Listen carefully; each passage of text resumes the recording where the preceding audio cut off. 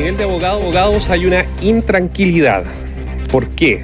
Y quienes se dedican, obviamente, trabajan en el área del derecho. Por un fallo de la Corte Suprema del 19 de enero, que había pasado, no estaba en... A ver, eran comentarios que se hacían a través de WhatsApp de abogados, pero es un fallo de la tercera sala de la Corte Suprema y que nosotros hoy lo revelamos. Y voy a leer solo para la introducción y los alcances de este fallo. Dice: en medio del debate constitucional que vive el país y las tensiones que se han generado respecto al derecho de propiedad, la Corte Suprema emitió un fallo que podría marcar precedentes en casos de tomas ilegales. ¿Y por qué? Se preguntará usted. Bueno, porque la resolución no busca ordenar el desalojo de la propiedad, sino que obliga al afectado a coordinarse con las autoridades estatales para buscar una solución de lo que se entendía era un acto ilegal, como es o era una toma. ¿Qué quiere decir con esto?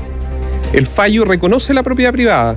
Sí, lo reconoce, pero no da fecha para que sean desalojados y le pone la carga al propietario de ese terreno o a los propietarios de ese terreno, que tienen que seguir pagando sus contribuciones, todo, para que ellos junto a las autoridades se coordinen. Eso quiere decir que podrían pasar, porque no tiene fecha, podrían pasar 5 años, 6 años y la toma sigue. A mí se me ocurre un adjetivo. A ver. Jesuítico. Es un adjetivo que acepta la Real Academia y que tiene que ver, que dice, que muestra cierta hipocresía, una retórica hipócrita. ¿Por qué? Porque efectivamente el fallo reconoce la propiedad privada, pero en el fondo creo que está diciendo que aquí hay una propiedad privada que está subordinada a... Toma un capítulo de la Constitución donde se garantiza el derecho a vivir, ¿no es cierto?, a tener en determinadas condiciones, y por lo tanto lo que en el fondo está diciendo aquí que es un debate siempre abierto, ¿no? Si la propiedad privada está subordinado, por ejemplo, a un bien superior, bien social. Pero el problema es que aquí dice, sí, efectivamente que hay un problema con la gente que tiene dificultades para el acceso a la vivienda, y por lo tanto esto tiene que responderlo, tiene que solucionarlo. Claro, las autoridades políticas tienen que solucionarlo el Estado. Esto es un problema del Estado. Pero ahí de por medio de una propiedad privada, entonces pónganse de acuerdo. En el fondo está diciendo, usted, propietario, tiene que ponerse de acuerdo con las autoridades. Así como urja usted a las autoridades políticas para dar una solución. Sí, pero la pregunta es si la solución, y no lo dice la Corte Suprema, pero uno podría decir, ¿es que acaso la solución pasa porque ese propietario renuncia a su propiedad? ¿Lo están empujando a que renuncie a su propiedad de alguna manera en un acuerdo con el Estado para favorecer a estas terceras personas que se han tomado su propiedad? Eso lo que... es muy amplio, efectivamente. Es muy amplio y uno podría interpretar eso, ¿no?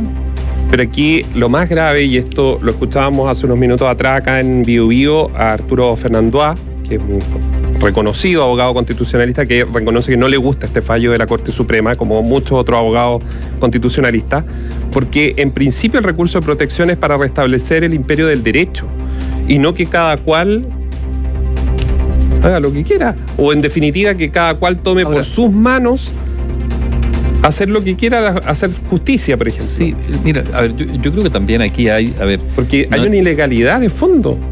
Hay una se reconoce, pero también se reconoce una demanda de fondo que no tiene por qué. El problema es que se reconoce una demanda de fondo que no tiene por qué ser resuelta. Pero se desdibuja todo el ordenamiento, porque se imaginan en este minuto, si este va a ser el criterio aplicable a todos los casos de toma, y empiezan a tomarse, no sé, un terreno en Las Condes, porque a lo mejor ahí el criterio podría incluso ser diferente, no lo sé. Y empiezan a tomarse terreno y la Corte Suprema empieza a decir, ¿sabe qué? Que se queden ahí, porque efectivamente tienen derecho a una vivienda.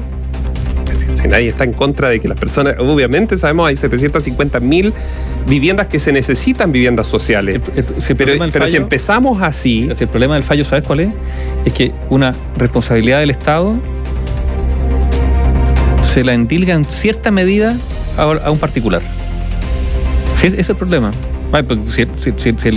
Si existe el derecho a la vivienda, está bien, pero eso a costa de que lo resuelva el Estado. Pero no. Dice, sí, es tu terreno, pero una especie de jodiste.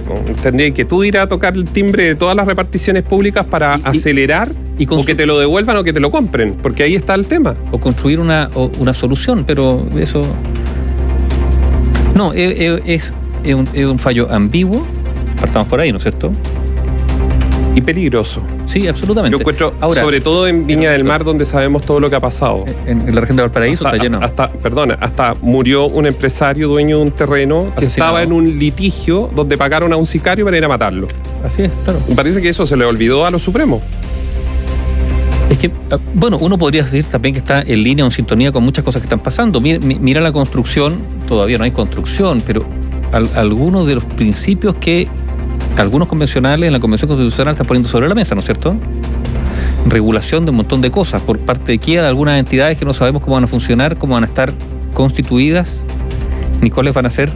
Después habrá que verlo, cuáles son. Esto está recién empezando a conversarse. Sus atribuciones. Y no solo sus atribuciones, sino qué decisiones podrán tomar en materia, no sé, de libertad de expresión, con un consejo de medios, en materia de la judicatura, ¿no es cierto? Con un consejo que va a velar por el buen desempeño de los jueces, el buen desempeño de la prensa, el buen desempeño de... Está bien, pero ¿quién reserva lo que es el buen desempeño? Aquí hay un auditor que escribe, dice, tiene tomado un terreno y dice, yo tengo una demanda justamente por una toma y tengo que pagar hace más de un año las contribuciones. Claro, las contribuciones se siguen pagando. El uso y goce se perdió. Pero totalmente. Entonces la Corte Suprema lo que da es luz verde para hacer justicia a sí mismo. O sea, yo me hago justicia a mí mismo.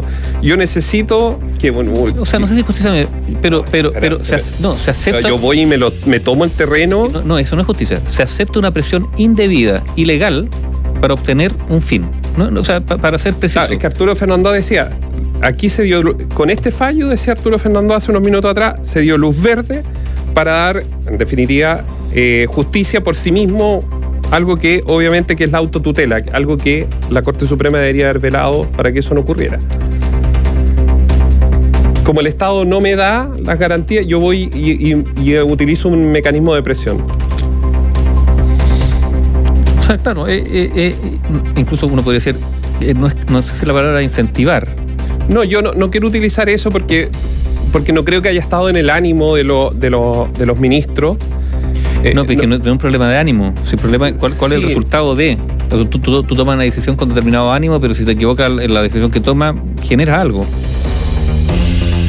O sea, sí, aquí se está generando algo y cuando hablábamos al inicio yo les decía el nerviosismo de algunos, sobre todo de los abogados, es que bueno, ¿qué viene de ahora en adelante? ¿Va a seguir resolviendo de esta misma forma? Ya, biobiochile.cl. Está el artículo completo. Está el artículo completo y usted, si quiere formarse su propia opinión, puede bajar y está el fallo completo del 19 de enero de este año. Está ahí, usted lo puede leer totalmente en nuestro sitio web biobiochile.cl. Información independiente, opinión independiente.